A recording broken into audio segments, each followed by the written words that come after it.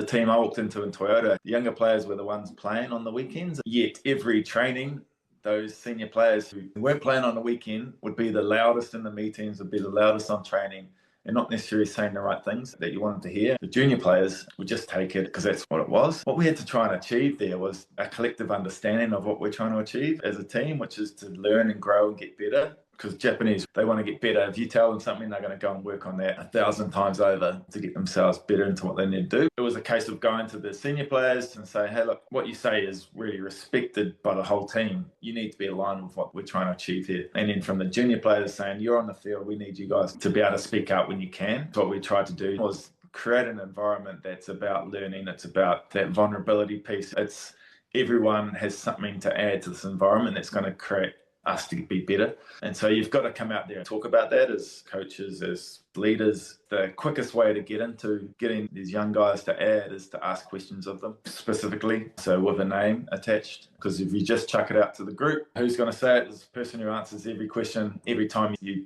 put them in a huddle, it's the same guy who answers. But if you went around the room, probably a lot of them would have the answer, but they're just unsure of actually saying it. We all know that we're trying to get better. And so just really building them up to slowly be confident in what they need to say.